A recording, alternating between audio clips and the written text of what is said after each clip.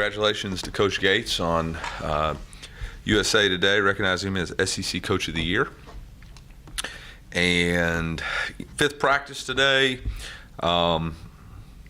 Always good to get out there and coach. It's been great to see the transfers and the young guys, sharpen their skills. It's been really good to see the veterans come out and continue to compete and get better. And, with that, I'll try not to say excited and in competition too many more times. So with that, I'll open up for questions. Coach, it seems like continuity is kind of like the theme of the defense, not for just the players, but the coaching staff. But you bringing in Kirby, how does that kind of help you and Kirby kind of get the offense prepared and settled since you don't have to really worry about defense? Well, I still worry about everything. And I think, continuity on the defensive side of the ball is good as long as you don't let it become comfortable. You got to be constantly pushing the limits and testing new things and continuing to press and push for growth. So I don't think that's, on the defensive side of the ball, I don't think any of us think we've arrived or where we want to be. It's not like we finished in, the top 10 in the country in defense. So there's a lot of room for improvement there. On the offense side of the ball, it's tough, honestly, because we're going against a defense that's established and we're putting in new things. And so maybe we don't have quite as good a grasp, able to execute quite as fast as other guys because they're thinking. But we're working and we'll get there. And there you go. You gotten a chance to see Jake Garcia throw for a couple weeks in spring. What does he look like so far? Yeah, been pleased with Jake's progression.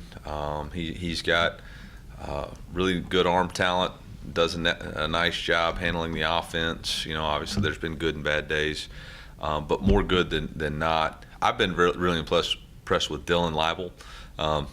He has taken advantage of every rep that he's gotten since Sam is not full speed, and he has really played well and makes really good throws and decisions. You can tell that he's played a lot of football.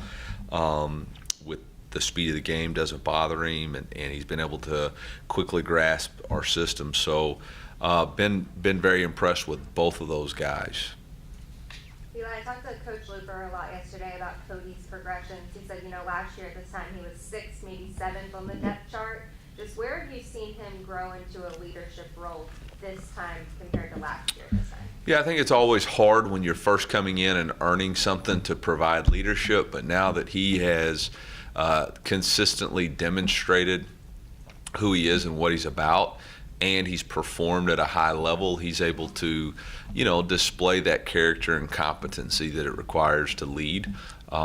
He's been consistent in who he is on a day-to-day basis, so our players recognize that consistency. They recognize the character of who he is, and then obviously the competency with which he's played the game at a high level in the SEC. Obviously, we're asking him to continue to improve, not only in blitz pickup, but also making the first guy miss.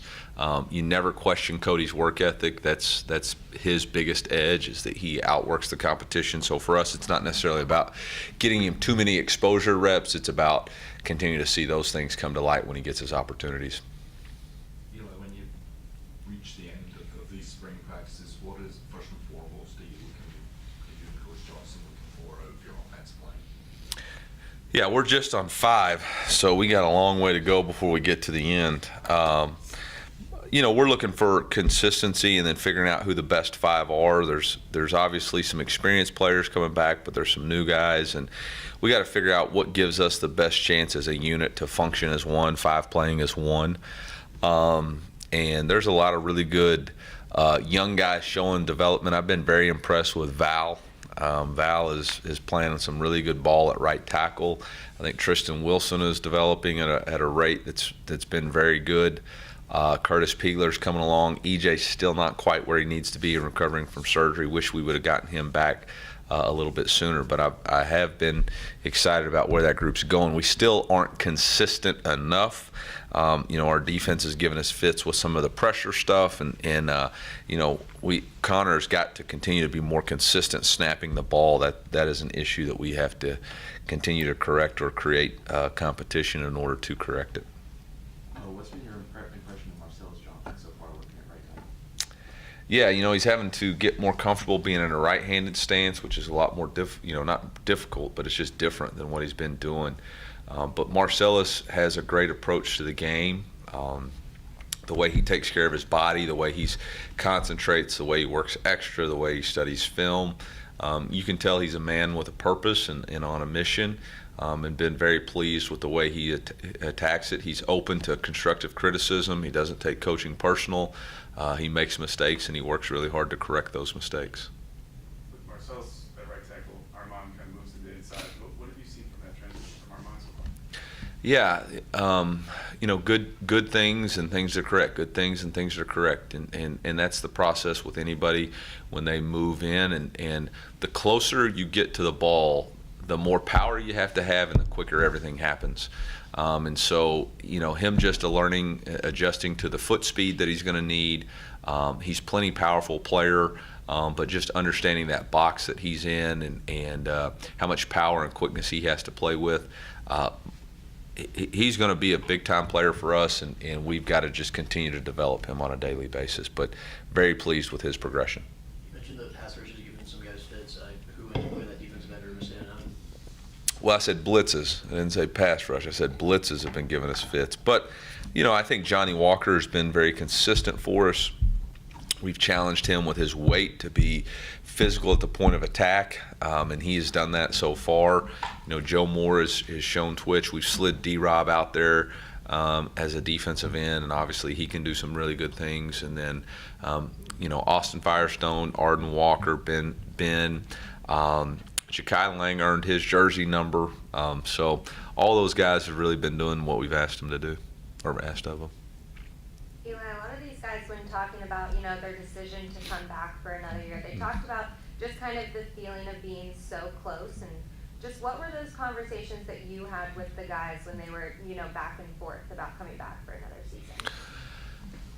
Yeah, Coach Saban always talks about creating value for yourself, and I think for us the conversation with our guys was what is the value that you could create yourself by investing in yourself and this team for another year? Do you think that you're as good as you're going to be, or can you grow in another year and increase your value? And if you feel like you can grow, you feel like you can get better, you feel like your coaches are working with you, you feel like the locker room is a place that you enjoy, then come back. You got your whole life to play in the NFL. You got a short window to really create that value for you, because once you join the NFL, once you're slotted into a rookie year, it's another 4-year window or potentially a 5-year window before you can renegotiate that contract. For these guys, they've got an entire year to really invest in themselves with Coach Russell in athletic performance, with Liz in nutrition, with Zach in athletic training, with our coaching staff. And then, the opportunity for us as a program to kind of prove who we want to be and unfinished business that wasn't taken care of last year. Do you think when one kind of made the decision, it was a kind of trickle effect to the rest? Yeah, we might have packaged it in such a way as to try to talk about how much better they could be collectively than individually, and I think absolutely when what is it, 2 or more are gathered, but there was about 5 or 6 that gathered back to come back, so pretty exciting for the Tigers.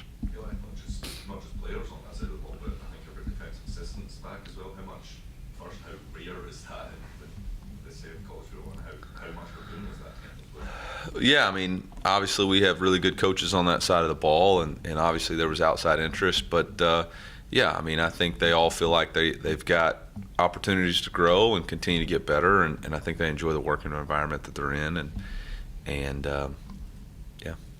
Coach, speaking of players coming back, how was it to have Barrett at practice and just have him kind of around the team? What's that experience like? Yeah, Barrett's here training for Pro Day, which will be the 22nd, maybe 23rd. It's Friday after the last spring practice, and so he's here training and chasing his dream. We talk about in our program all the time, chasing 2 dreams, and his dream's not done yet. And so Coach Russ has been training with him, and quarterbacks have been throwing with him, and once he's done with that, I think he just slides out and wants to still be around football, and it's a good outlet for him.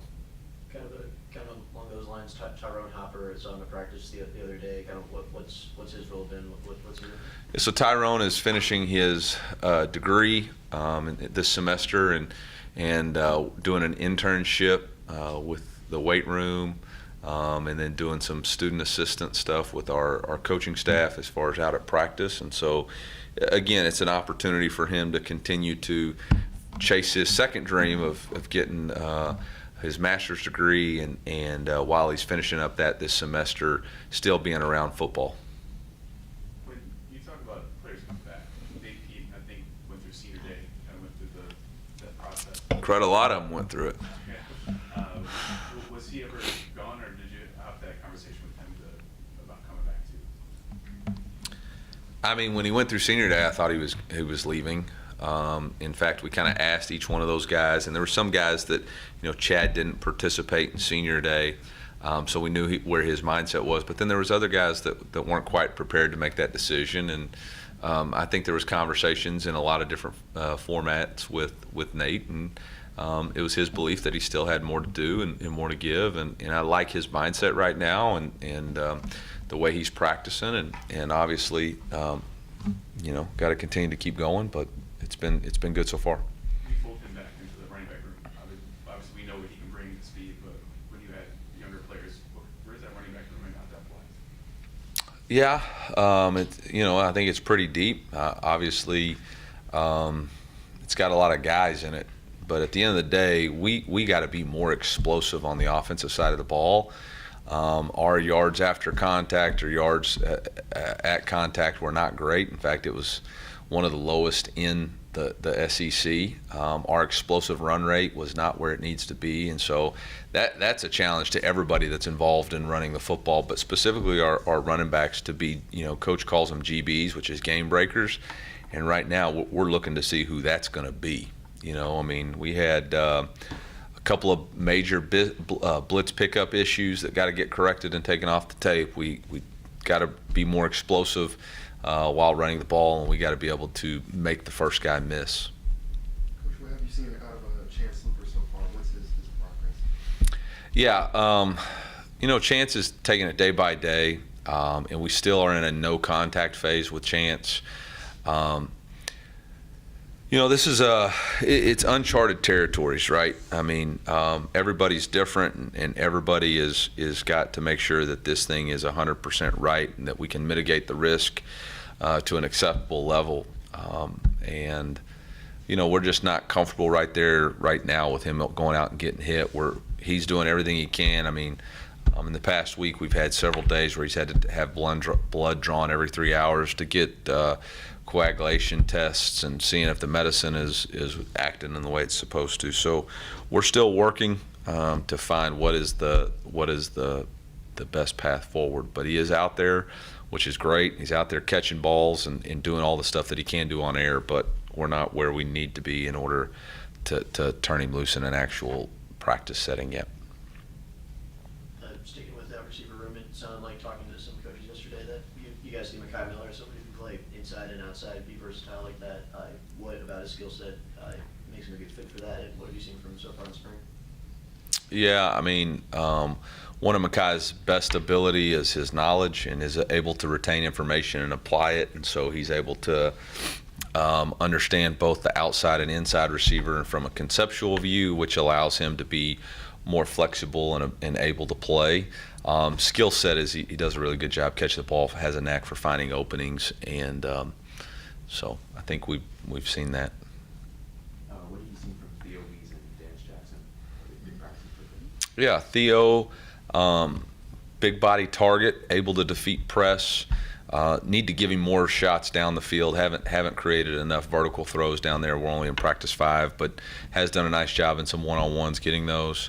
Danis has got really good speed, and he's played in the SEC, so he knows what the physicality level is, and he's going to be a lot of fun to watch. Coach Looper told me that it's kind of hard to really evaluate the running backs until they do live action in the spring game. What other positions would you consider like that where you can't gauge too much as you guys do live? Yeah, I mean, I think running back's probably the biggest position. that you have to make some determinations there. And then, in the secondary and the safety position, seeing who's going to be a knockdown tackler, I think it's a little bit more difficult when you don't have it live. It's easy to tag off on the hip. It's a lot harder to actually wrap and get that person to the ground. And then, quarterbacks. Anything else, guys? Yeah, obviously with the changing dynamic of college football, with the coming years, the SEC has a 3 permanent opponent model, the 9-game schedule thing and all that stuff. And do you pay attention to that? Is there anything you think about when it comes to those upcoming decisions by the league? I thought we just had to talk to Ross Dellinger about this stuff. There's been conversations. I've not seen anything finalized. I've seen proposals that was brought to us in the last SEC spring meetings last summer. That was a proposal on both a 8-game schedule and a 9-game schedule, and what those would look like. Obviously, I think we're in a situation now with knowing that OU and Texas are coming in 24, that's going to have to be decided on in the next, 2 to 3 months. I'm call me whatever, old-fashioned or whatever. I believe that what makes the SEC great is its establishment, Southern traditions. It's the passion that our fans have for the game. It's the passion that our fans have for family and tradition and going out on Saturdays. And so I'm not as apt as some of the other ones in our league that think we have to go to every campus in the SEC, and that might sell more tickets. But I am for keeping regional rivalries. I am for keeping consistency of opponents.